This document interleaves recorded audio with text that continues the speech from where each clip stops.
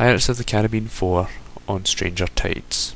Before I get into this review, I should probably just give a rundown of what I thought about the previous films in this series, as you do. The first film, the first Pirates of the Caribbean film, I thought it was excellent, actually. I thought it had everything you need for a good family action-adventure film. It was entertaining from start to finish. It worked overall. It was a really good premise, and it turned out to a really good plot and a really good execution, and I would watch it again. The second film, I didn't think it wasn't as good as the first, but it still was quite enjoyable. I thought it worked. A few problems here and there, like the story was a bit bloated. There were a few scenes that just felt a bit pointless. They could have probably cut, but other than that, I did enjoy it. Then we have the third film. Now, I think I've touched on this in some previous videos, but I thought that the third Pirates of the Caribbean film was one of the worst films I've seen in the past 10 years. I just thought it took the problems that the second film had and amplified them. Like, there were so many pointless scenes that led to nowhere, scenes that were just so long and boring they made you want to bang your head off the television.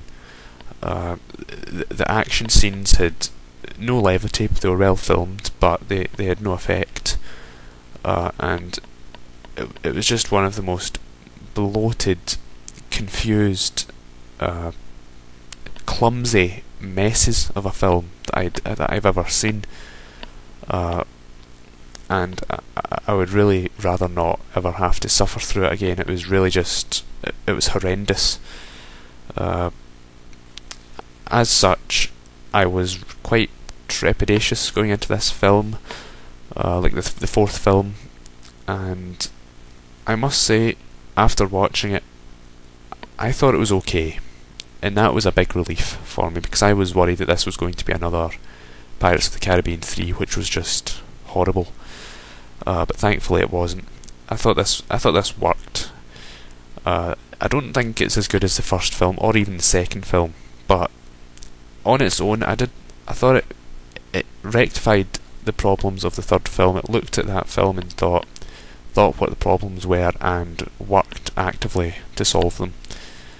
And the film suffers in no way as a result of that. The film does have problems. It's a flawed film, but all the problems are rooted in what it does by itself. They're not rooted in what the previous films have done and that it's tried to copy them. That's not been the case at all. It's took an original approach to the series, which I think was the correct thing to do. For instance, they've ditched some of the characters from the previous films, like Keira Knightley and Orlando Bloom aren't in the film, which I thought was a very good decision, because those two characters, they were getting quite tiring by the end of the last film. Like, you've got this love story that's just, it's on and off like a tap, really, and it was so boring eventually. Like, you can only feel for it for so long before it just gets to the point, either get on with it already or give it up. So yeah, I'm glad to get rid of those characters, and I'm glad they didn't just, all the characters in this film have a purpose. Like, they didn't just take characters from previous films and see ways that they could just squeeze them in somewhere, which I thought was good, because they did that with the last Pirates of the Caribbean film, and they've also done it with, like, some of the last Harry Potter films. They did that as well. They just squeezed characters in for the sake of having them there, not that they served any purpose in the plot. And thankfully they didn't do that here. All the characters were either new or they felt as though they served a purpose. The plot itself, I thought, was convoluted, but with a story of this scale, that's kind of inescapable. It certainly wasn't boring, I thought, or frustrating, because the last film, I would say, really was. The plot was really just, it made your head ache, really, just trying to see how in any way this could piece together. But no, with this film, the plot, it's convoluted, but it doesn't require, you're not stretching your brain as a result of it. So yeah, the plot, I can't really I'm not going to deride it that much because it did. I thought it worked. The cast, I thought, were by and large still on their game. The two best performers were undoubtedly Johnny Depp and Geoffrey Rush. I think they were. I mean, they were the two guys that have obviously been in the previous films, and I thought their performances were really what carried the film. And I think it's a shame that Geoffrey Rush didn't get more scenes in the film, because his character is really fun to watch. Him and Johnny Depp have a lot of funny exchanges, but then again, they don't get much screen time together. So yeah, those two were the best actors in the film. Penelope Cruz, I thought, was fine. I didn't really think that she was very good or very bad. The guy that plays Blackbeard, I must say, I was quite disappointed with the way that they delivered his character. He ended up actually being just quite a boring and insipid presence, really, which I really did not expect. I mean, previously in these types of films, the villains have had quite large personalities, and they've been really quite. They just sort of bask in their evilness, and they enjoy it, and that's fun to watch. But with here, you just get the feeling that he's kind of in the background. He almost seems kind of bored, which I didn't expect. So yeah, I would have to say that's one point of the film. I didn't like the fact that they got the villain quite.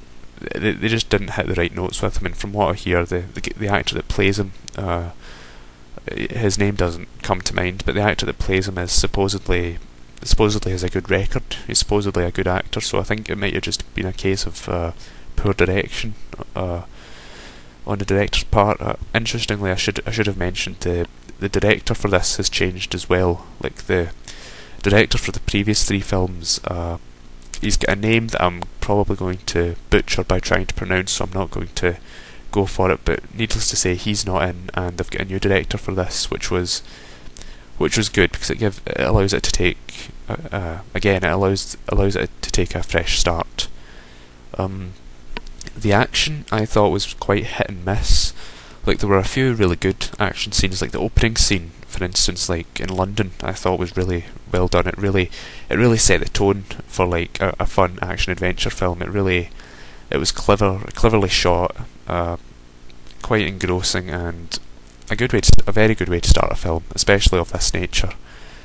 I thought the scenes with like the mermaids were interestingly done. Like, that was one part I was trepidatious about, because they could have either have done this really well or really badly, and thankfully they did it really well. I thought, like, they got the look of the mermaids quite good. Like, they got them to be creepy, yet the sort of thing that's, it lures you in with its beauty, then it kills you, basically. I thought that was an interesting concept, and they pulled it off quite well. But some action scenes were just kind of let down by. I think they were let down actually by poor filming techniques more than anything else. Like, there's a couple of scenes in the film where it's an action scene or a sword fight or whatever, where the way they've shot the scene, the way they've lighted it, you don't really get a good grasp of what's going on. And sometimes it's because they've not really lighted it at all, and the scene's quite dark, and you almost can't tell what's going on. So the action, again, I thought wasn't great, but there were some standalone exceptions to it. Again, with regards to the plot, there were a few pointless plot points that went on in certain places, which is kind of a throwback to the second and third film. But I think the plot points, the number of useless plot points was certainly not as bad as it was in the third film. Okay, I mean, in the third film you had. I remember there was one scene at the end, it went on for like 45 minutes and it just led to nothing. And I remember having to watch it in absolute frustration. I just wasted 45 minutes of my life on this extraordinarily boring plot point in this film that led to nowhere, led to nothing. But here, you do get the odd pointless plot point. I know that doesn't really have a right good flow to it, but there were a few pointless plot points. Especially, one that comes to mind is like you've got the sort of evangelical guy that's with the crew, and he falls in love with like one of the mermaids. That was kind of pointless, and it doesn't really go anywhere. Like it doesn't resolve itself. And there were a few other instances here and there of plot points that just seemed to go nowhere. But it certainly wasn't of huge detriment to the film overall. The ending to the film, I'm not going to spoil it, but it tried to have, it felt as though it was trying to have an emotional levity of sorts, but it just didn't succeed. And the reason for that was in part poor screenwriting, and also due to the fact that there was never really any chemistry between. It's needless to say, it's to do with like Penelope Cruz and Blackbeard, and you know there was a connection set up, supposed to have been set up between those two characters, and this was supposed to be the culmination of it. And you're never really engrossed in it. You don't care what happens. And I think the way they did the scene, it was almost as if they were expecting this to be sort of the emotional culmination to the film thus far, which it just really wasn't. And it did kind of throw you off watching it, because you've had action, and now it's this attempt at emotional levity, and it just doesn't really work. As a whole, the film, I thought, was underwhelming, but that's certainly not the worst sin that a film can commit. I thought it was entertaining overall. Like there was no point where I was actively bored. There were some parts that I thought were really enjoyable. It was certainly much better than the third film, which was a big relief, but not as good as the first or the second. As a rating, I would say 5 out of 10, which is just average. I don't think I would go so far as to say it was good, but it certainly wasn't bad.